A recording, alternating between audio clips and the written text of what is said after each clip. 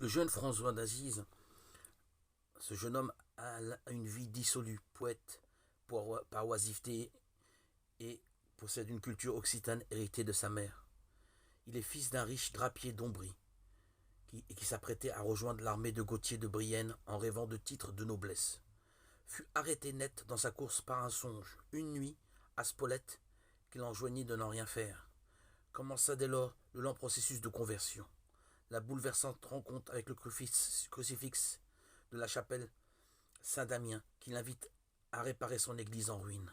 La vocation de restaurateur de chapelle grâce au denier de son père. Puis la rupture avec celui-ci, outré de cette dilapidation du bien familial. Enfin le choix de la pauvreté, sous la protection de Guido, et l'errance afin de quêter quelques deniers pour ses restaurations successives.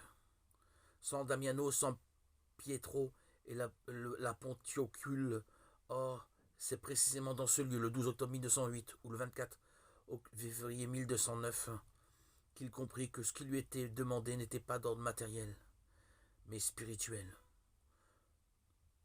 Ce jour-là, il épousa Dame Pauvreté et partit prêcher auprès des plus démunis, notamment des lépreux. L'ordre franciscain allait naître. En 1220, il en confiera la direction à Pierre de Catane.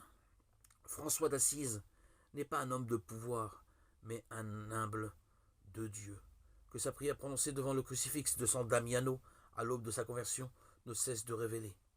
Dieu très haut et glorieux, viens éclairer les ténèbres de mon cœur.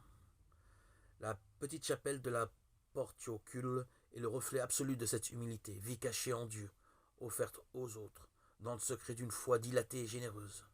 Chapelle de la révélation où l'on vient, comme à la source, retrouver la fraîcheur d'âme de l'enfance, ainsi que la joie d'aimer et de se donner. Les écrits de François d'Assise à Paris, aux éditions franciscaines, ont été édités en 1996, où raconte la vie, la biographie de François d'Assise.